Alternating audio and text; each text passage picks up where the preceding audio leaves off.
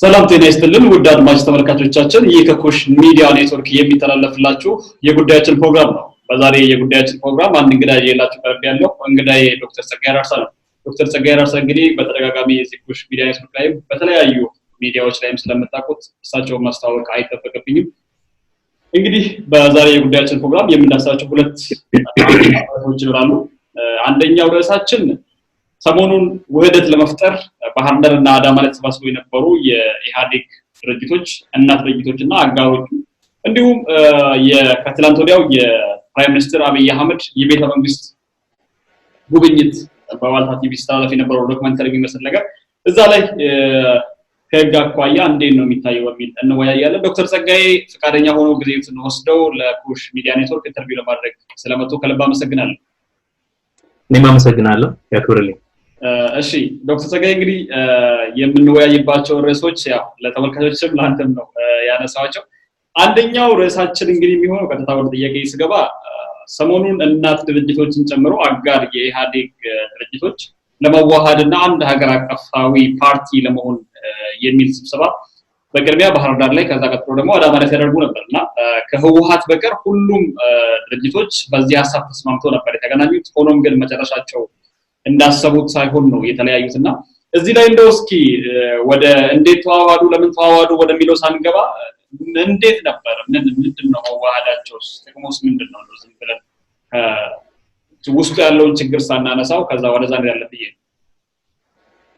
መልካም እንግዲህ ያው እኔም እንዳንተው ከሚዲያ እንደምከታተለው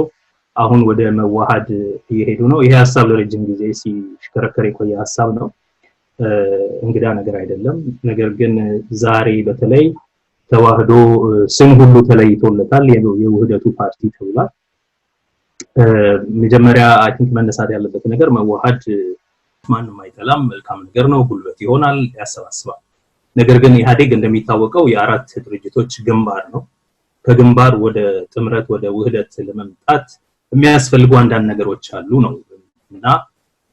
አንደኛው የዓላማ አንድነት ያስፈልጋል፣ የርዕዮት ዓለም አንድነት ያስፈልጋል። ከዛ ቀጥሎ የዓላማውና የርዕዮት ዓለምን ግብን ለማስፈጸም የሚያስችል ስትራቴጂና ስልት ተነድፎ በዛ የመግባባት ሁኔታ ያስፈልጋል። ከዛ በመቀጠል ስሌት ያስፈልጋል፣ የጋራ የሆነ የኃይል አሰላለፍ ስሌት ያስፈልጋል። እንደሚታወቀው ኢህአዴግ የአብዮታዊ ዲሞክራሲ ፓርቲ ነው። ርዕዮት ዓለሙ ይሄ ነው። ህብረ ብሔራዊ የኦልሞስት የጥምር መንግስት ሆኖ ነው ለብዙ ዘመናት የቆየው። የብሔር ጥያቄን ከግንዛቤ ያስገባ፣ የኢኮኖሚ አለመበልጸግን ችግር ከግንዛቤ ያስገባ፣ የመደብም የብሔርም ጥያቄዎችን አንድ ላይ ለመመለስ የሚሞክር ልማታዊ መንግስት አለኝ ብሎ የሚናገር ድርጅት እንደሆነ ይታወቃል። በአጭሩ ሲገለጽ ደግሞ በአጭር ቃል ለመግለጽ ያህል የተለያዩ የብሔር ነፃ አውጪ ግንባሮች ጥምር አጋር ማለት ግንባር ነው። ይሄ ግንባር በቅርብ ዘመን በብዙ የተለያዩ ምክንያቶች ውህደት አጥቶ ኮሄረንስ አጥቶ እየተናከሰ እየዋዠቀ ያለ ድርጅት ነው እና ይሄ በብዙ እየተናከሰ ያለ ድርጅት ለራሱ ዓላማና ርዕዮት ዓለምም ታማኝ መሆን ያቃተው ድርጅት አለ የለም እስከሚባል ድረስ ግራ የሚያጋባ ድርጅት አሁን ተዋህጃለሁ ሲል የሚጠየቁ ጥያቄዎች አሉ። አንደኛ ምንድነው አዲሱ ድርጅት ዓላማው? ሁለተኛ ርዕዮት ዓለምና ፍልስምና፣ ሶስተኛ የኃይል አሰላለፍ ስሌቱ ከማን ጋር የወገነ ነው? ከብሔሮች ጋር የወገነ ነው? ከመደቦች ጋር የወገነ ነው? ከማን ጋር የወገነ ነው የሚለው ጥያቄ ማለት ነው። የኃይል አሰላለፍ ስሌት ማለት ከማን ጋር የወገነ ነው? ለማን ያደላ ነው? ለማን ነው የሚታገለው? መሰረቱ ማን ነው? ህዝባዊ መሰረቱ፣ ማህበራዊ መሰረቱ ማን ነው? ድሃው ነው ወዘተ የሚለው ጥያቄ ማለት ነው። ገበሬው ነው? አርሶ አደሩ ነው? ወዛደሩ ነው? ወይስ ደግሞ ካፒታሊስቱ ነው? እነዚህ የኃይል አሰላለፍ ስሌቱ ምን ይመስላል? የመግባቢያ የፖለቲካ ግራመሩ የፖለቲካ ቋንቋው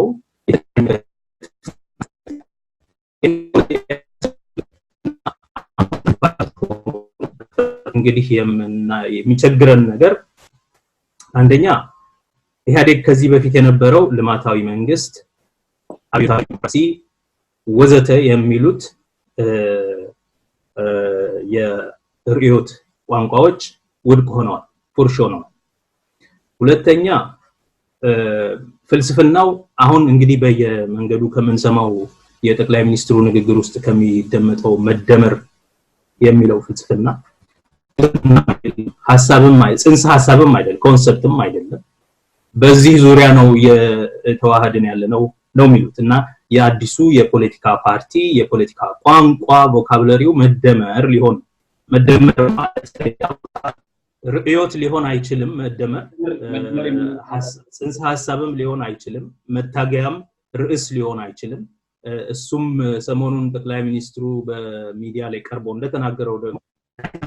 የሆኑ ግንኙነቶች ዳይናሚክ እንቅስቃሴ ነው የመሳሳብ የያዝ እንቅስቃሴ ነው የሚለው ከዚህ ውጪ ወደ ፍልስፍናቸው እንገባለን ማለት ምንድነው ቪዥናቸው ወይ ደግሞ ግባቸው ምን ድረስ ነው የሚሄደው ወይ ደግሞ የመደመራቸው ትልቁ ምንድነው ወይ ደግሞ ከመደመር ውጪ ያለው እነዚህ ድርጅቶች ሲዋሃዱ የሚፈጥሩት ፓርቲ ምንድነው ወደሚለው በደንብ እንድበታለን ምክንያቱም አንድ ፓርቲ አንድ ላይ ሲዋሃድ አንድ ወጥ የሆነ አቋም ቢያንስ የሚያስማማው ወክየዋለሁ የሚለውን ህዝብ የሚወክል ወይ ደግሞ የህዝቡ ጥያቄ የሚመልስ ነገር ላይ መስመጥ አለበትና ወደሱ እንመጣለን ዶክተር ጸጋዬ እንደው ወደሱ ሳንመጣ በፊት እነዚህ ነገሮች እንደው እዛ ለመስማማት የሚያስችላቸው ሐሳቦች ላይ ሳይደርሱ ዘይትና ውሃ የሆኑ ፓርቲዎች አሉ ውስጥ እንደ ዘይትና ውሃ የሆኑ እስቲ ህወሓት እዚህ ውስጥ የለበትም ኦኬ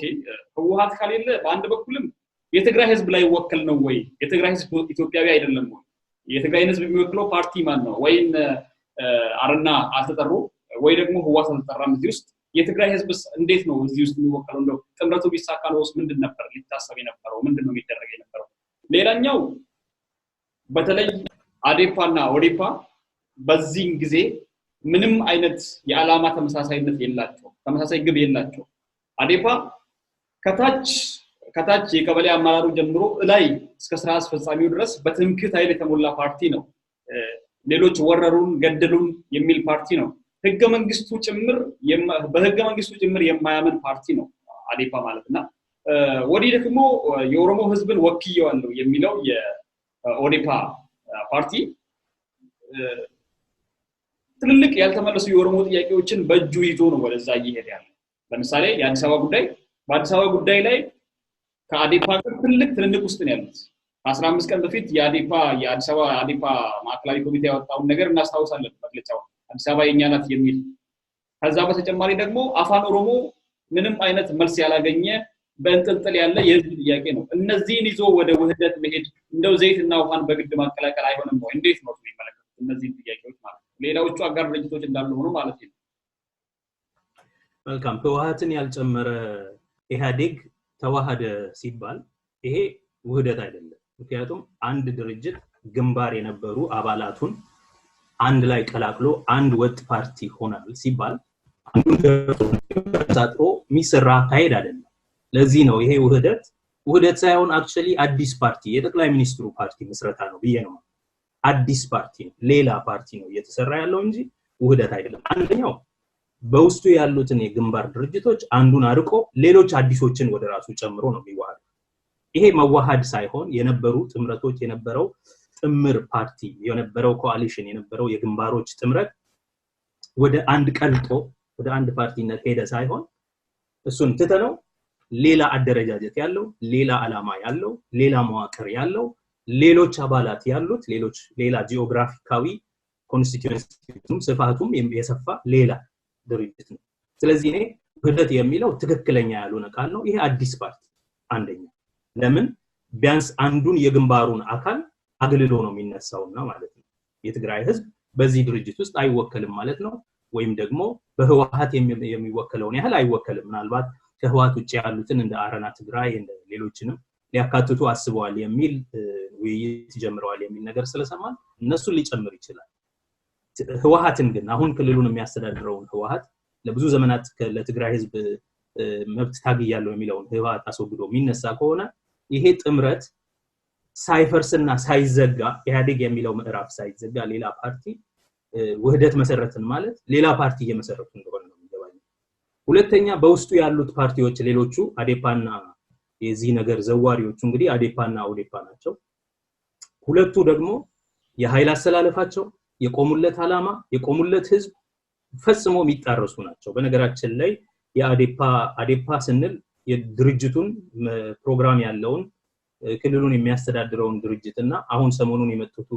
ህዝበኛ አመራር አካላት ለይተን ማየት አለብን። እነዚህ አመራር አካላት የቀደመው የአዴፓ የሚባለው ድርጅት በአዴን ወይም ኢህዴን የነበረው እሱ የትምክህት ኃይል አይደለም። ትምክህተኝነትን ኮንኖ ከመሬት የሚነሳ ቡድን ከሌሎች የኢትዮጵያ ብሔር ብሔረሰቦች ህዝቦች ወንድሞቹ ጋር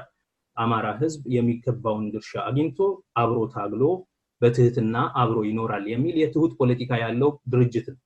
እሱኛው ድርጅት አይደለም። አሁን የምናየው አመራር ላይ ያሉ ሰዎች የሚያወሩት ህገ መንግስቱን አንቀበልም 10 ሚሊዮን የሚሆን አማራ ህዝብ ሌላ ክልል ያለው እዛ ክልል ስላሉት ነው የምንከራከረው። ይሄ ኢምፔሪያሊስት ነው። ክልሉን በወግ ሳያስተዳድር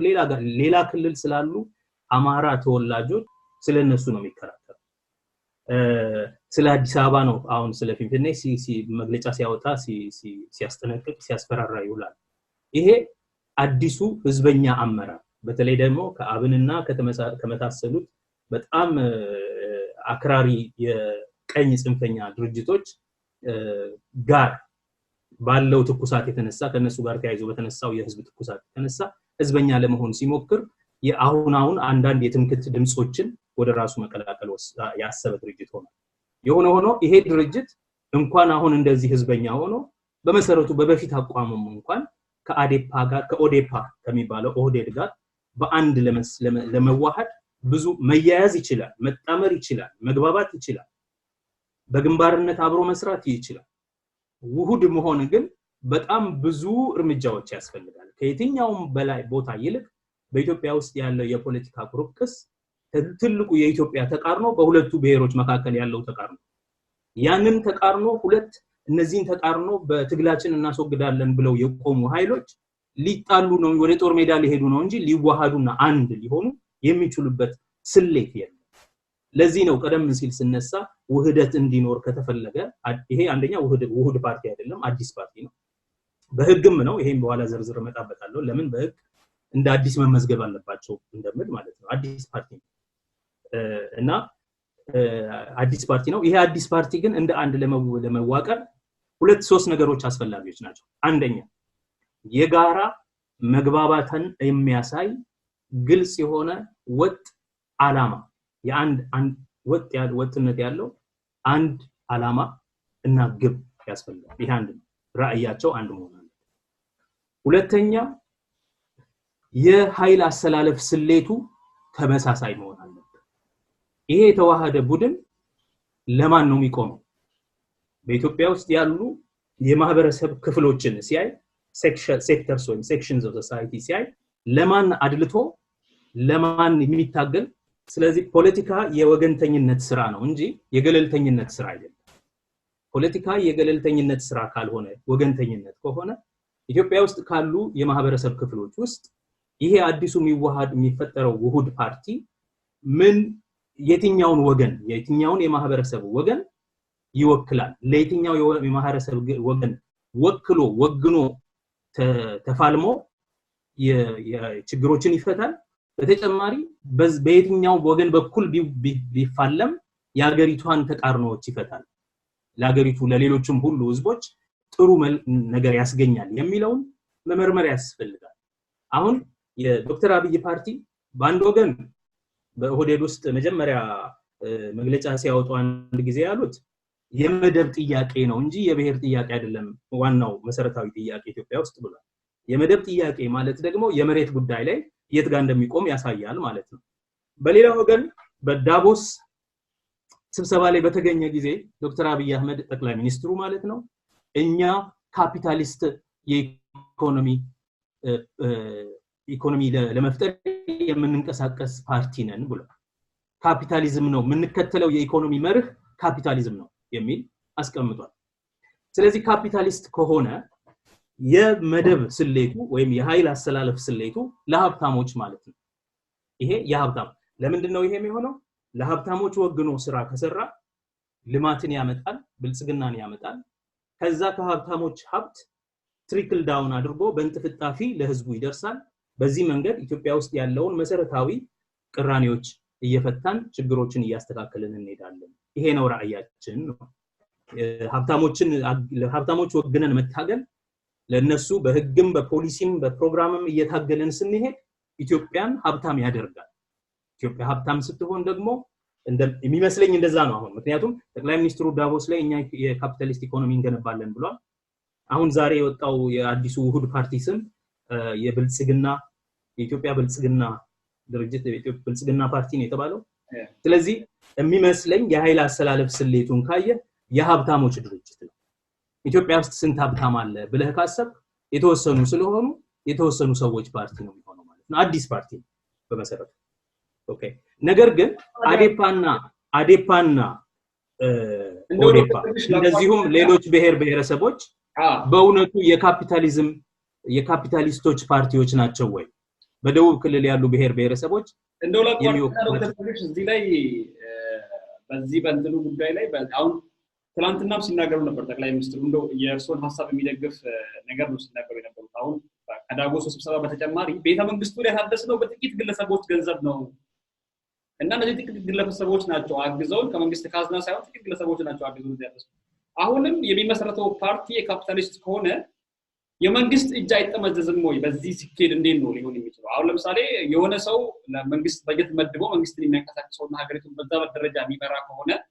መንግስትም ለነሱ የሚታገል ከሆነ ታችኛው ህዝብ ጭሰኛ አይደለም ወይ የሚደረገው እንዴት ነው የሚሆነው ዞሮ ዞሮ አሃዳዊነትን መመለስ አይደለም ይሄ ነገር ስለ ቤተ መንግስቱ በኋላ መጣበታለሁ ቤተ መንግስት የፐብሊክ ኢንስቲትዩሽን የማህበረሰብ ተቋም ነው ቤተ መንግስት እና ቤተ መንግስት በአንድ ግለሰብ መሪ አይደለም የሚታደሰው እንክብካቤ የሚደረግለትም ጥበቃ የሚደረግለትም ቤተ መንግስት የሀገር ተቋም ስለዚህ ቤተ መንግስት ኩሬተር አለው ቤተ መንግስት ውስጥ የሚገባ መሪ ከቤተ መንግስቱ ጓዳዎች ጋር አይተዋወቅም እንደማንኛውም ሰው ነው አስጎብኝተው ነው የሚያስጀምሩት ስራ መስሪያ ቤቱ ነው እንጂ የግል ቤቱ አይደለም ኢንፋክት ትክክልም አይደለም አንድን ቤተ መንግስት የሀገር ቅርስ ስለሆነ የሀገር ተቋም ስለሆነ አንዱ መሪ መጥቶ በራሱ ፍላጎትና እንትን እንደፈለገ የሚያሻሽለው ነገር አይደለም ሁለተኛ የራሱ ኩሬተር አለው የራሱ አስተዳዳሪ አለው የራሱ በጀት አለው ከመንግስታቱም በላይ የሆነ ተቋም ነው ቤተ መንግስት በራሱ ከመንግስታቱ ከመሪዎቹ በላይ የሆነ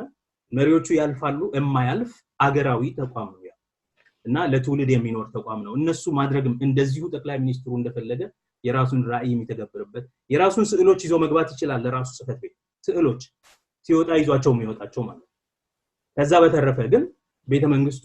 ፎቶዎቹ የትጋማ የማን እንደሚቀመጡ በዘመናት መካከል የመጡ መሪዎች እነዚህ ነገሮች በሙሉ ሬጉሌትድ የሆኑ መሆን ነበረባቸው የግቢ ሚኒስቴር የሚባል ነበር በድሮ ጊዜ በነገስታቱ ጊዜ አሁን ግቢው ንጉሳዊ ስርዓቱ ከፈረሰ በኋላ የግቢ ሚኒስቴር የሚባል ነገር የለም ቤተ መንግስቱ እንዴት እንደሚተዳደር ግብር እንዴት እንደሚካሄድ ምንም ህግ የለውም እና ይሄ አይገባውም ሁለተኛ መሆን ካለበት እንኳን መታደስ ካለበት በግለሰቦች ወጪ ሊታደስ አይገባው ይሄ ሙሉ በሙሉ ጉዳዩን የግል ጉዳዩ ጠቅላይ ሚኒስትሩ የግሉ ቤት አድርጎ ስለሚያየው ነው በያምናለሁ ወደሱ በኋላ እንመጣለን ለአሁን ግን የኃይል አሰላለፍ ስሌት ማየት ያስፈልጋል አንድ ፓርቲ ውሁድ ነው ስንል ከየትኛው ወገን ጋር ወግኖ ነው የሚለው መታየት አለበት አሁን በውስጡ አሉ የሚባሉ ድርጅቶች አዴፓ ኦዴፓ የደቡብ ክልል 56 ብሔረሰቦችና ህዝቦች በደህዴን ውስጥ የታቀፉት ማለት ነው እነዚህ ናቸው እነዚህ የደህዴን አባል ድርጅት የሆኑት ብሔር ቡድኖች እነዚህ አሰላለፋቸው የብሔር ቡድን ናቸው የብሔር መብት ለማስከበር ለአንድ ብሔር ወግነው የተነሱ ለአንድ ብሔር ከባርነት ስር ነፃ ወጥተው ክብራቸውን ሰብአዊ ክብራቸውን ብሔራዊ ክብራቸውን ለማስመለስ የታገሉና በዛ መንገድ ተደራድረው ይሄን ንብረ ብሔራዊ ፌደራሊዝም ፈጥረው በዛ ውስጥ ደግሞ ራሳቸውን ያስተዳደሩ በጋራ አገሪቷን ያስተዳድሩ እንቀጥላለን ብለው የሚያምኑ ድርጅቶች ናቸው እነዚህ ድርጅቶች ላይ ዛሬ እኛ ካፒታሊዝም ነው መንገነባው ብሔር የሚለውን ነገር ተተነዋል ካላልክ በቀር እንደዛ ማለታቸውን አልሰማንም እንደዛ ሲሉ አልሰማንም ካላልክ በቀር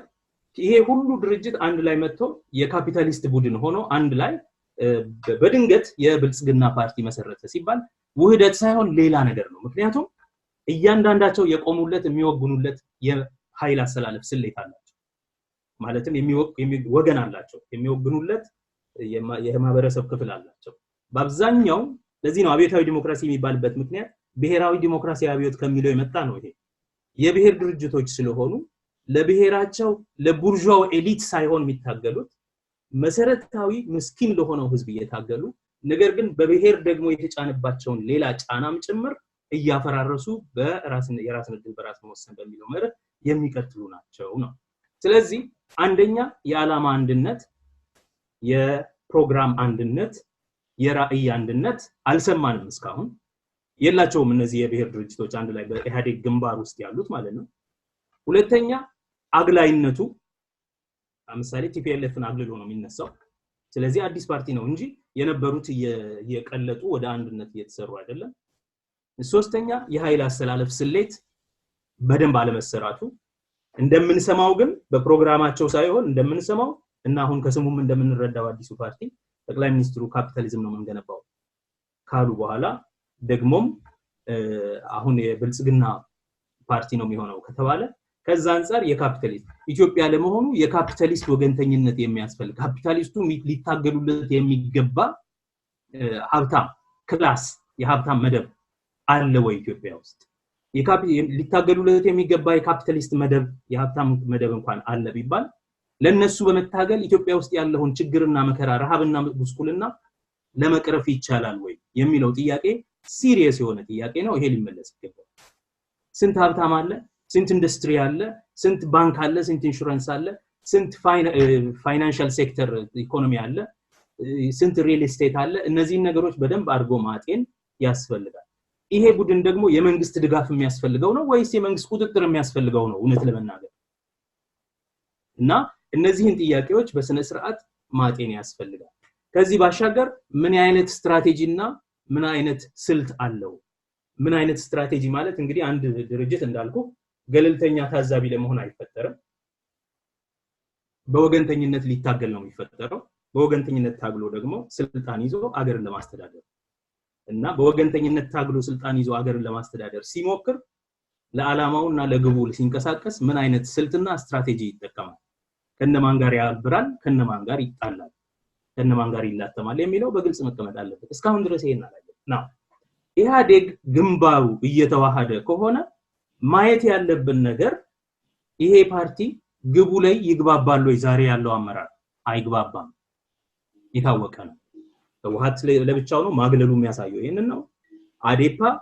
እንዳለ አቅጣጫው ኦሮሚያ ላይ ነው እና ትግራይ ላይ ነው። ከላይ ወደ ትግራይ ይዘምታል ከታች ወደ ኦሮሚያ ይዘምታል። ኢንፋክት ክልሉን ትቶታል ያቡድ ክልሉን ማስተዳደር ትቶ እነዚህ ሁለት ባላንጣዎቹ ላይ ነው የሚዘምተው። ኦሮሚያ የራሱ የህዝቡ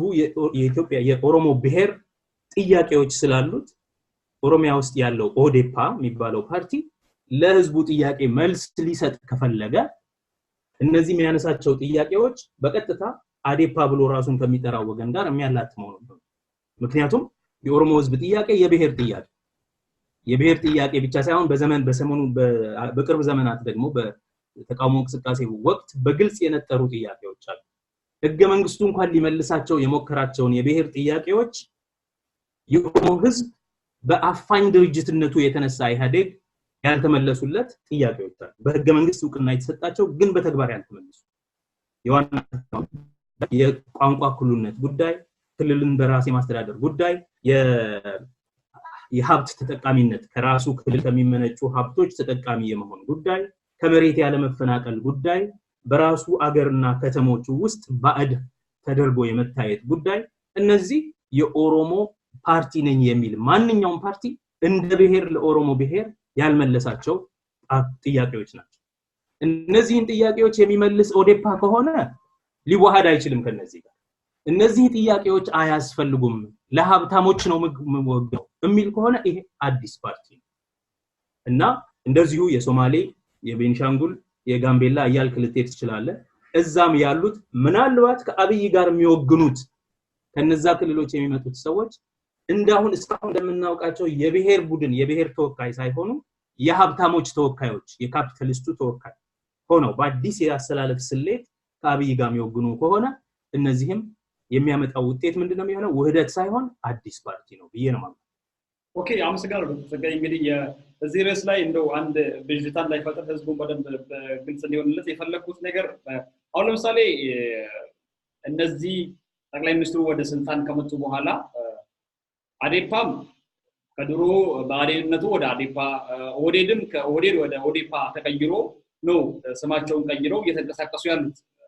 በምርጫ ህግ ደንብ ደግሞ እነዚህ ስሞች 2 ዓመት ሳይሞላቸው መወዳደርም አይችሉም የሚል ህግ አለና እንደው ይሄ በዚህ እንዳለ ሆኖ እነዚህ አዲስ ፓርቲዎች ምርጫ ሊደረግ 8 ወርና 7 ወር በቀረበበት ጊዜ አዲስ ፓርቲ መስርተን እንቀሳቀሳለን የሚለው ከህግ አኳያ እንዴት ነው የሚታየው በዚህ ሰዓት ይሄን ነገር ማድረጉ ህዝቡን ለማወናበድ ነው የፖለቲካ ትርፍ ለማግኘት ወይስ እውነት ለሀገሪቱ ታስቦ የተደረገ ነገር ይመስላል ከህግ አኳያ አጠራርጎ መልስ ይሰጣል ከህግ አንፃር እንግዲህ አንድ ፓርቲ የሚዋሃድበት መንገድ አለ የቀደመው የነበረው ፓርቲ የራሱን ጠቅላላ ጉባኤ ጠርቶ በስብሰባ ፕሮግራሙን አሻሽሎ አመራሩን መርጦ እንደዚህ ከግንባርነት ወደ ውሁድ ፓርቲ ተቀይረናል ፕሮግራማችንም በዚህ መልክ ተሻሽሏል አመራራችንም እንደዚህ ተሻሽሏል ብሎ ቃል ጉባኤውን አያይዞ ለምርጫ ቦርድ ልኮ ለፖለቲካ ፓርቲ ምዝገባ ክፍል አስመዝግቦ በዛ መንገድ ምልክት ወስዶ ለመመረጥ ይንቀሳቀሳል ማለት ነው አሁን ባለው ሁኔታ ይሄ ኢህአዴግ የተባለው ድርጅት ራሱ ተሰብስቦ የአባላትን ቁጥር ማለት ኢህአዴግ የሚባለው ግንባር አባላቱን ሰብስቦ በተለያየ የድርጅቱ ውሳኔ ሰጪ አካላት ያሳልፎ ጠቅላላ ጉባኤ ጠርቶ ጠቅላላ ጉባኤው የመከረበት አዲስ ፕሮግራም አርቅቆ አሁን ያለው ኢህአዴግ የሚባል ግንባር ውህደት ቢፈጽም ከሆነ ውህደቱን የሚፈጽምበት አግባብ አለው ውህደት ለመፈጸም ቀደም ሲል እንዳልኩት አባላቱን ጠርቶ ጠቅላላ ጉባኤ ስብሰባ አድርጎ በተለያዩ የድርጅቱ መዋቅሮች ደግሞ አደረጃጀት ውሳኔ አሰጣጥ ሂደት ላይ የሚሳተፉ መዋቅሮችን ሁሉ በዛ ደረጃ ውሳኔ አሳልፎ ከዛ በመቀጠል ወደ ምርጫ ቦርድ ሄዶ በቃል ጉባኤ አያይዞ ተመዝግቦ ሲመጣ ለውድድር የሚመጣ ወደ አዲስ ፓርቲ እንደማንኛውም አዲስ ፓርቲ ነው መመዝገብ ያለበት ከዛ በፊት ግን እዛ ውስጥ ያሉ አመራሮች ስለሆኑ ማይግሬት የሚያደርጉት አሁን ያሉት አባል ድርጅቶችም ሆነ ኢህአዴግ እንደ ግንባር መፍረስ አለበት መጀመሪያ ኢህአዴግ መፍረስ አለበት ለመዋሃድ መጀመሪያ መፍረስ አለባቸው መፍረሳቸውን ሳይጨርሱ ወደ ውህደት መሄድ አይችሉም ወይንም ደግሞ ይሄኛው ድርጅት እንዳለ ይቀጥላል እውቅና ተሰጥቷል ከዛ ይሄ አዲስ የሚፈጠረው ድርጅት እንደ አዲስ ይመዘገባል ማለት ምን ማለት ነው ይሄን ያህል አባላት አሉኝ ብሎ ፔቲሽን አስፈርሞ 10,000 ምናምን ነው የሚለው አዲሱ ህግ በፌደራል ደረጃ ለመወዳደር ይሄን አስፈርሞ ከዛ በኋላ የጠቅላላ ጉባኤ ጠርቶ ከዛ በኋላ ፕሮግራሙን አጽፎ መሪዎቹን መርጦ ወደ ምንድነው ወደ ምርጫ ቦርድ ሄዶ ተመዝግቦ አርማውን ምኑን ወስዶ ምልክት ወስዶ ወደ ምርጫ ይገባል ስለዚህ መጀመሪያ መሆን ያለበት ከዚህ በፊት አቶ ለማ መገርሳም ሲል እንደነበረው በኢህአዴግ ምክር ቤት በስራ አስፈጻሚ ስብሰባ ላይ እኛ ወደ አንድ ድርጅት ወደ ውህደት ለመምጣት መጀመሪያ እኛ ኮፈርሰናል ነው እየተግባባን አይደለም የዓላማ አንድነት የለንም ያመራሩ አይተዋወቅም መተማመንም አይችልም ይሄን ያህል ችግር ይያለብን ውህደት ብለን ምናወራው ነገር አጀንዳ ለማስቀየርና ለማሳሳት ካልሆነ በቀር የምር አይደለም ስለዚህ መዋሃድ ካለብንም እንደገና ራሳችንን አጥርተን አሁን መጀመሪያ መፍረሳችንን ተቀብለን በፈቃደኝነት አባሎቻችን የፈለጉትን ድርጅት መከላከል ይችላሉ የሚል ነው እና አይ ቲንክ ይሄ ትክክለኛ አነጋገር ነው ስለዚህ አሁን እንደሚሉት ውህደት የሚሆን ከሆነ ቀድም እንዳልኩት ያ ድርጅት ራሱ ፕሮግራሙን አስተካክሎ ራእዩን አስተካክሎ ርዕዮት ዓለሙን አስተካክሎ የኃይል አሰላለፍ ስሌቱን አስተካክሎ በደንብ ቁጭ ብሎ አንድ ሆነናል ሲል በዛ ይሄን በምርጫ ቦርድ አሳውቅ በህግ ፕሮሰስ ማለት ነው አሁን ያሉትን አባል ድርጅቶችና ኢህአዴግን ግንባሩን አፍርሶ በመትኩ ይሄ ነው ያለን ድርጅት ብሎ መቅረብ ከቻለ ነው ይሄ በዙ ኢምፕሊኬሽን አለው ይሄ ድርጅት ዛሬ ብልፅግና ፓርቲ ከሆነ ኢትዮጵያ ውስጥ ያለው መንግስት ፈረሰ ማለት ምክንያቱም ባላደራ የሆነው ይሄ ኢህአዴግ መንግስት ሽግግሩን ይመራል ተብሎ ለውጡን ይመራል ተብሎ አደራ የተቀበለው አማና የተቀበለው ድርጅት ኢህአዴግ በኢህአዴግነቱ የብሔር ቡድኖች የብሔር ድርጅቶች ጥምረት ከመሆኑ የተነሳ ግንባር ከመሆኑ የተነሳ በተጎናጸፈው የህዝብ ድምጽ ነው ማንዴት አግኝቶ ይሄንን ሽግግር እመራለሁ ብሎ የተረከበው ነገር ግን እዚህ ላይ ይያለ ሽግግሩን ሳይፈጽም ሌላ ፓርቲ ሆኛለሁ የሚል ከሆነ ሽግግሩን የተሸከመበት አደራም ይፈርሳል ማለት ነው ስለዚህ አውቶማቲካሊ ይሄ ፓርቲ መመስረቱ የሚነግረኝ እኔ እንደውም እንትኑ ሽግግሩ ከዚህ በፊት እንዳልኩት ተነጥቋል አቅጣጫውን ስቷል ሌላ ቦታ ሄዷል እንደምታየውም የህዝብ መሬት ላይ ያለ የህዝብ ጥያቄ ከመመለስ ይልቅ የካፒታሊስት የብልጽግና ፓርቲ መመስረት ማለት የህዝቡን ጥያቄ ግድ አይሰጠንም ማለት ነው ሽግግሩ አቅጣጫውን ስቷል ተጠልፏል ሌሎች እጅ ወድቋል ከኢህአዴግ ውስጥ ያልሆኑ ሌሎች ሰዎች እጅ ወድቋል ከዚህም የተነሳ ኢንፋክት እነሱ አዲስ ፓርቲ ሆነው የሚመዘገቡ ከሆነ ቀጥሎ የሚፈጠረው ነገር አሁኑኑ አገራዊ የሽግግር መንግስት መመስረት ያስፈልጋል ለምን የአዲሱ ፓርቲ ሰዎችም ሌሎች ማንኛቸውም ኢትዮጵያውያን በየትኛው መንገድ የተደራጁ የትም ቦታ ያሉ ኢትዮጵያውያን ሁሉ እኩል ማንዴት እኩል ስልጣን ያላቸው ኢትዮጵያ መንግስትን በሚመለከት ምክንያቱም መንግስትነቱን አጥቷል ማለት ነው የድርጅት እና ይሄንን የህፃን ጨዋታ ያደረጉት ባይቀጥሉ ይሄ ድርጅት አሁን በዚህ በግርግር ሲፈርስ አገሪቷንም ማፍረስ እንደሆነ ህገ መንግስታዊ ስርዓቱንም ማፍረስ እንደሆነ መረዳት አለባቸው በነገራችን ላይ ይሄ አዲስ የሚቋቋመው ፓርቲ ህገ መንግስቱ ማዕቀፍ ውስጥ ብቻ ነው ሊቋቋም የሚችለው በህገ መንግስቱና በኢትዮጵያ የምርጫ ህግጋት ስርዓት ውስጥ በዛ ማዕቀፍ ውስጥ ነው የሚቋቋመው እንደምንሰማው ደግሞ ህገ መንግስቱንም ሆነ የአገሪቱን ህግጋት ጠቅላይ ሚኒስትሩ የማክበር ፍላጎትን ኃላፊነትም አይሰማቸውም ሰሞኑን ባየነው እሺ ዶክተር ጸጋዬ አመሰግናለሁ እንግዲህ እዚህ ላይ ትንሽ እንደው አንድ ህዝቡ ዘንድም ብልጭታን ሊፈጥር የሚችለው ወይ ደግሞ ሌላውንም በደንብ እንዲብራራ የፈለኩት አንድ ጥያቄ አለች መፍረስ አለባቸው ሲባል ምን ማለት ነው እነዚህ በኦሮሞ ስም የተደራጁና ኢህአዴግ ውስጥ ያሉ በአማራ ስም የተደራጁ ኢህአዴግ ውስጥ ያሉ በሶማሌ ስም ያሉ ኢህአዴግ ውስጥ ያሉ ሰዎች መጀመሪያ ፈርሰው ራሳቸው የሶማሌ ክልልን ሳይሆን የሚያስተዳድሩት ልክ እንደማንኛውም ኢትዮጵያዊ ፈርሰው እንትን አለባቸው ነው ወይንስ ድርጅቱ ፈርሶ እንደ እስኪ እሷ ነገር በደንብ ተራራለና ያገጭ ነበር እንግዲህ እንደሚታወቀው ኢህአዴግ ግንባር ነው ስንል የተለያዩ ድርጅቶች አንድ ላይ በጥምረት የፈጠሩት ኮሊሽን ይሄ ግንባር ውሁድ ሆኗል ለማለት በተለይ ዛሬ እንደምናየው የኢትዮጵያ ብልጽግና ፓርቲ ሆኖ የብሔር ወገንተኝነት ያላቸው ድርጅቶች ያንን እንወክለዋለን የሚሉትን የብሔር ማታገያ ጉዳይ ጥለዋል ያን አጀንዳ አስቀምጠውታል ስለዚህ በህግ መሰረት ዲዞልቭ መደረግ አለባቸው እና ለነዚህ ለሚወክሏቸው በስማቸው ለሚጠሩባቸው ህዝቦች እንታገላለን ያሉ ድርጅቶች ስለሆነ አሁን የብልጽግና ፓርቲ መንገድ የሚቀላቀሉ ከሆነ የነዚህ የሚወግኑላቸው ብሔሮችና ብሔረሰቦች የትግል አጀንዳ አብቅቷል አክትሞለታል ማለት ነው በመሰረቱ የብሔር ጥያቄ ተመልሷል የብሔር ትግል አያስፈልግም የብሔር ድርጅት አያስፈልግም እያሉ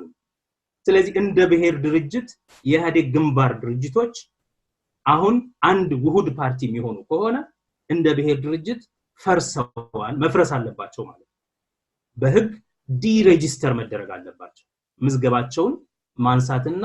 የተመዘገቡበትን ፈቃድም መለስ አለባቸው እንደ ግንባር አዲስ ፓርቲ ሆኖ ሲሰራና እንደ አዲስ ሲዋቀር አሁን ያለው በህዝብ ምርጫ ምክር ቤት ያለው መንግስት አቋቁሞ ያለው ጠቅላይ ሚኒስትር ያለው ኢህአዴግ ወደ ሌላ ፓርቲ አሁን ተርሙሳ ያልቅ ከተሸጋገረ ያ ፓርቲ የተመረጠበት ስትራቴጂ አለው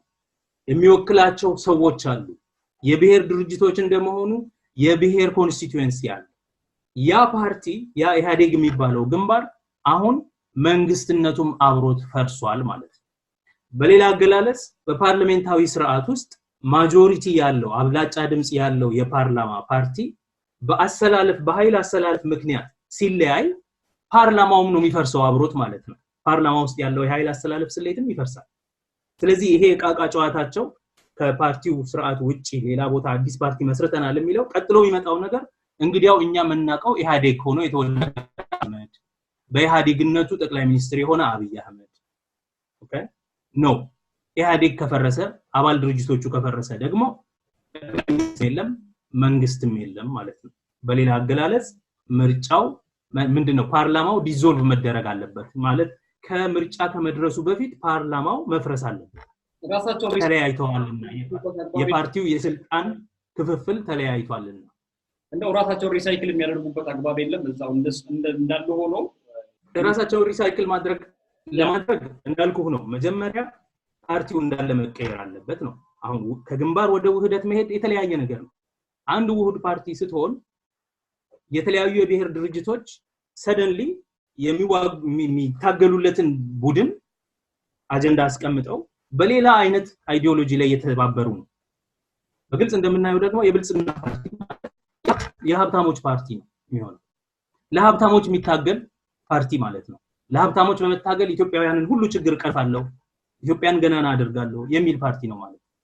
እስካሁን ያሉት የኢህአዴግ አባል ድርጅቶች ደግሞ የሚታገሉላቸው ብሔራዊ ክብር ለመመለስ እኩልነትን ለማምጣት የራስን ዕድል በራስ ለመወሰን የክልልን ራስ በራስ ለማስተዳደር አገርን በጋራ ለማስተዳደር የሚል መርህ ላይ የተስማሙ በዚህ ተግባብተው በመርህ ላይ ተደራጅተው አብረው የሚሰሩ የግንባር አባል ድርጅቶች ናቸው እነዚህ ድርጅቶች ፈርሰዋል ማለት ነው እነዚህ ድርጅቶች ተፈርሰው ክልሎቹን የሚያስተዳድሩትም ፌደራል መንግስቱን የሚያስተዳድሩትም ፓርላማዎች ጨፌዎች ወዘተ ፈርሰዋል ማለት ነው ምክንያቱም የተመረጡትና ከህዝብ ማንዴት የተረከቡት ለነዛ ብሔር ድርጅቶች በዚህ መንገድ ታግለን ይሄንን መብት እናመጣለን ብለው ነው እንጂ ለሀብታሞች ታግለን እንደዚህ የብልጽግና ፓርቲ የሚባል አይደለም ምናልባት በዛ መንገድ ቢሆን ኖሮ ስለዚህ ኢቭን ጊዜውም አይደለም ነው ያልከለው አሁን የውህደት ጊዜ አይደለም ይሄን ሽግግር የተረከቡት ኢህአዴጎች ናቸው እንደ ግንባር ድርጅት ወደ አንድ ግብ ማድረስ አለባቸው ለምርጫ ሲዘጋጁ እንደ አዲስ እና አሁን ባለው ሁኔታ በዚህ ከቀጠሉ ግን ጠቅላይ ሚኒስትር አብይ ነገ ጠዋት የኢትዮጵያ ብልጽግና ፓርቲ ጠቅላይ ወይም ፕሬዚደንት ቢሆኑ by that mere fact automatically ጠቅላይ ሚኒስትርነቱን ያቆማሉ ማለት ይሄ ድርጅት አናቀውማ ይሄን ድርጅት አይደለም ህዝብ ይመረጥ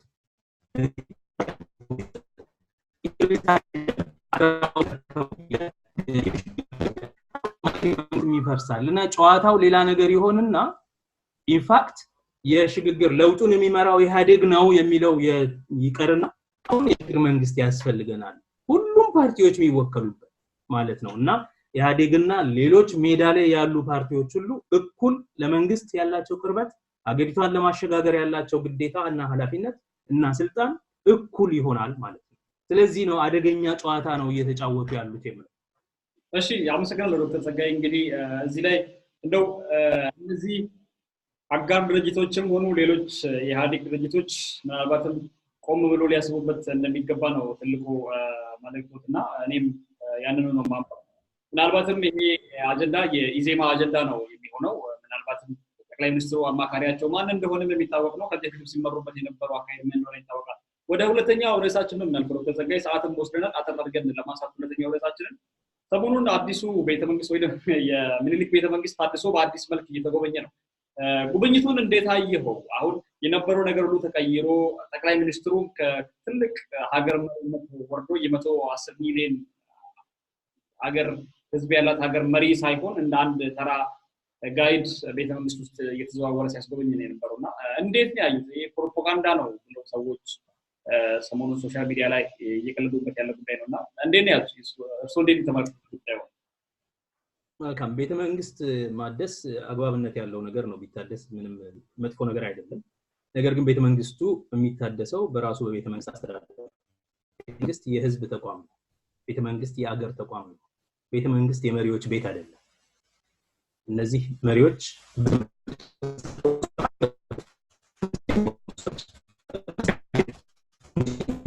ቤተመንግስት የአገር ተቋም ነው ቤተመንግስት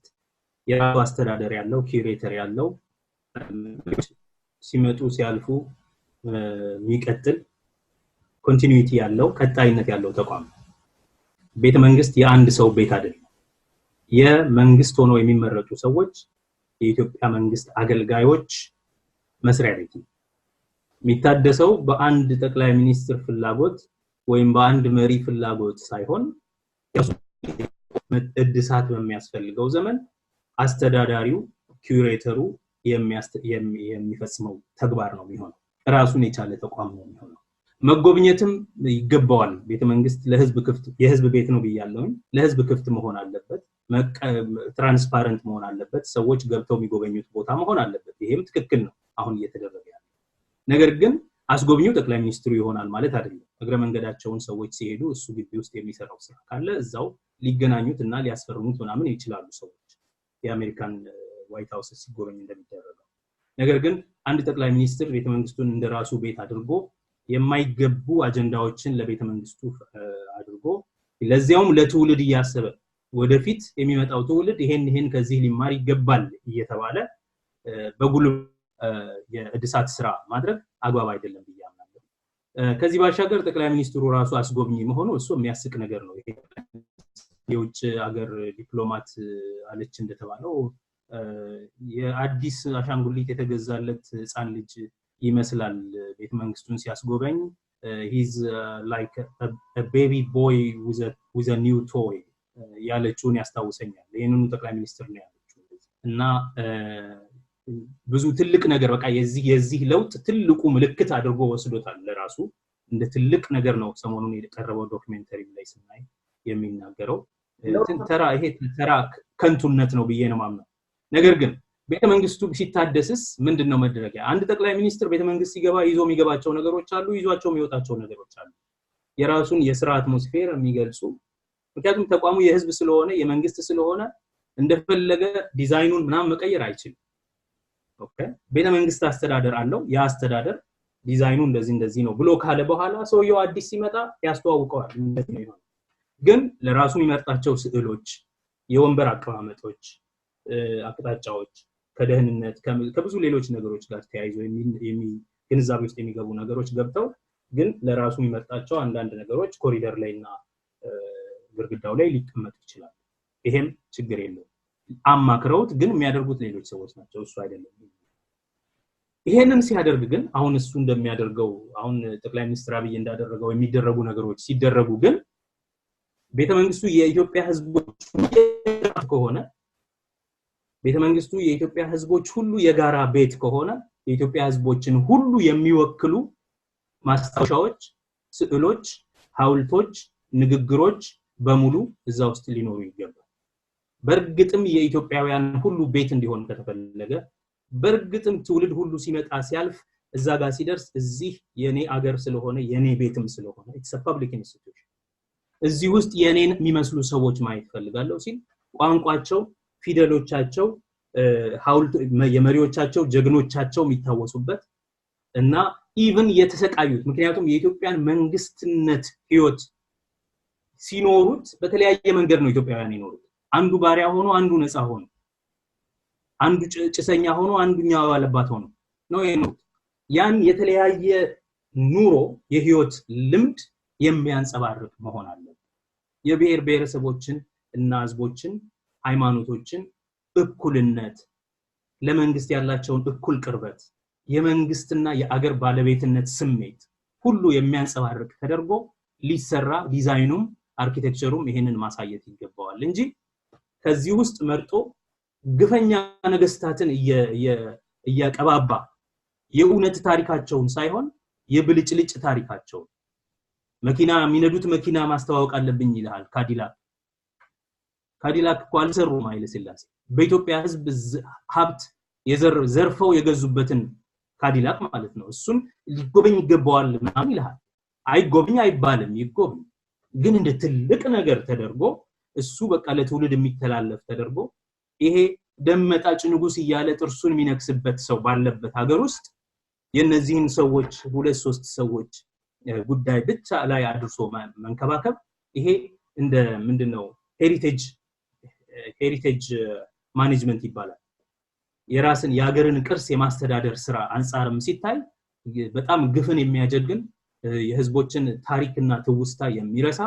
ያንዱን አቅርቦ የሌላውን አግልሎ የሚሄድ አካሄድ ስለሆነ በአጠቃላይ አገሪቱ ውስጥ ካለው ዶሚናንት ከሆነ የበላይነት ካለው ገዢነት ካለው ሄጂሞኒክ ከሆነው ትርክት ጋር የተያያዘና የሚታይ የሚመነጭ ነው እና ይሄ አሳዛኝ ያደርገዋል እና የጠቅላይ ሚኒስትሩን የግል ከንቱነት ነው የሚያሳየው እንጂ ሌላ ከኢትዮጵያ ህዝብ ጋር ምንም የሚያገናኝ እሺ ያመሰግናለሁ ዶክተር ጸጋይ እንግዲህ ይሄ ብዙም የሚወራለት ጉዳይ አይደለም ምክንያቱም ግለሰቦች ለተራ የራሳቸው ስልጣን ብለው የሚያወናብዱት ወንበድናና ቅጥፈት ነው ብዬ ነው እኔ የምገምተው እንደው እኔ ከኔ እቺ እዚች ላይ የራሴን አስተያየት አልፌ ፕሮግራማችንን ለመቆየት ያህል 25 ሚሊዮን የሚጠጋ ገንዘብ ነውና እዛ ላይ ወጣ ዶላር ያ ገንዘብ እዛው በአቅራቢያ 98 ኪሎ ሜትር ላይ አዳማ አካባቢ ቆርቆሮ ከላይ ቆርቆሮ ከታች ቆርቆሮ ለሊት በብርድ ቀን በፀሐይ የሚሰቃዩ ስደተኞች ያሉበት ሀገር 1.5 ሚሊዮን ስደተኛ ያለበት ሀገር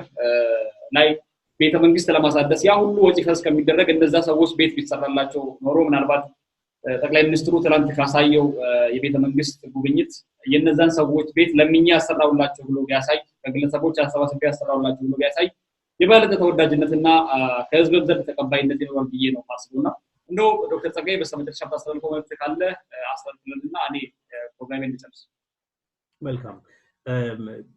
ቤተ መንግስቱን አስመልክቶ ለቤተ መንግስቱ የሚወጣ ወጪ እንዳልኩ የህዝብ ሀብትና ንብረት ስለሆነ መታደሱ መጥፎ ነው አይባል ቅድሚያ የሚሰጠው ጉዳይ ነው ወይ አንድ ጥያቄ ነው ከዛ በተጨማሪ ሌሎች ፕራዮሪቲ ይዛሉ የኢትዮጵያ ማህበረሰባዊ ፍትህን ለማስፈን የብዙ ሰዎች ሮሮ ያለበት ነው አንተ አዳማን ተቀስክ እኔ ጉራዩ ያሉ ተፈናቃይ ሰዎች እንዳሉ አቃለሁ ጉራዩ በጣም ይቀርባል አዲስ አበባ ከተማ ማለት መርካቶ መሃል ላይ ያሉ በጎዳና የሚኖሩ በጣም ብዙ ሰዎች አሉ እነዚህን ጎዳና ተዳዳሪዎች ለመርዳት ሲሞክር ያየነው የከተማው ከንቲባ አቶ ታከለውማ ነው እንጂ ጠቅላይ ሚኒስትሩ አይደለም የፕራዮሪቲ ጉዳይ ካነሳ ብዙ ቅድሚያ የሚሰጣቸው ብዙ መከረኞች ያሉባት ያ ፕራዮሪቲ ሊታይ ይገባው ነበር እኔ ከሁሉም በላይ ግን የምለው ጠቅላይ ሚኒስትሩ የቤተ መንግስት እድሳትን በማድረግ የገናኖችን የማግነን የበለጠ እንቅስቃሴ ከማድረግ ይሄ ብልጭልጭ የፖለቲካ ብልጭልጭ የዳር ጉዳዮችን የመሃል አድርገው ዋና ስራ አድርገው ከመውሰድ የበለጠ እና የግል ተወዳጅ ለመሆን ከሚደረግ ነገር የበለጠ አግዝፊያ ላይው ነገር ግን ቤተ መንግስቱ ሲታደስ አሁንም መረሳት የሌለበት የህዝብ ቤት ነው የአገር ሀብት ነው ስለዚህ ሁሉንም ህዝብ ባካተተ መልኩ አካታችነትን በሚያሳይ መልኩ አርኪቴክቸሩም ቤተ መንግስቱ ሌሎችም የአገሪቱ ተቋማት ለምሳሌ ጠቅላይ ፍርድ ቤቱ የኤግዚኪዩቲቮቹ ተቋማት የመከላከያ ሚኒስቴር አርማቸው አደረጃ አወቃቀራቸው ተቋማት ዲዛይንና የኢትዮጵያን የአገሪቱን ህዝቦች ችግሮች የተኖሩ መከራዎች ሁሉ የሚያስታውሱ ተደርገው ከቅርስ አስተዳደር ጋር ተያይዘው በተቋም የሚሰሩ ነገሮች መሆን አለባቸው መንገዶቹ አደባባዮቹ እነዚህ ሁሉ ነገሮች ማለት ነው ከዛ ጋር ተያይዞ በስርዓት መሰራት ያለበት ለምን አካታች መሆን አለበት ያ ሀገር የመግፋት የማግለልና የመጨቆን ታሪክ ያለው ሀገር ነው አሁንም ቤተ መንግስት በማደስ ኢምፒሪያሊዝም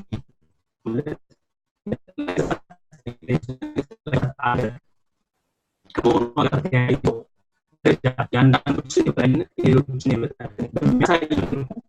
ሳይሆን የበለጠ አሁን ካነሳቸው ነጥቦች ጋር የበለጠ አስቸኳይ ሆኖ መታየት ያለበት ግን ይሄ ዋቀርና እዛ ላይ በቀላሉ መታለፍ የሌለባቸው ነገሮች ከግንዛቤ መውሰድ አለባቸው አመራሮቹ ይሄ ምንድነው ይሄ ፓርቲ የባላደራ የሽግግር አሻጋሪ ፓርቲ ኢህአዴግ የሚባለው ግንባር እና የለውጥ ባላደራ ነው ለውጡን ማኔጅ ማድረግ ነው ያለበት ስራ ዴሞክራሲያዊ መንግስት አይደለም ነገር ማንዴት ያለው ብቸኛ የሽግግር አሳላጭ ድርጅት ነው ስራው በዚህ ጊዜ ውስጥ መሆን ያለበት ሽግግሩን ማሳለጥ ነው እንጂ አዲስ የኃይል አሰላለፍ ስሌት ይዞ አዲስ ድርጅት ሆኖ ከመጣ ፓርቲውም ይፈርሳል መንግስቱም ይፈርሳል እና በአጠቃላይ የሽግግሩ ሂደት እንደ አዲስ ኔጎሺዬት የሚደረግ አዲስ ድርድር የሚጋብዝ ስለሚሆን ይሄንን የህፃን ጨዋታ ትተው በስርዓት ወደ ሽግግሩ ጉዳይ ላይ አሁን ባለው መንገድ ቢቀጥሉ ይልቁኑ በውስጣቸው ያለውን የመበታተን አደጋ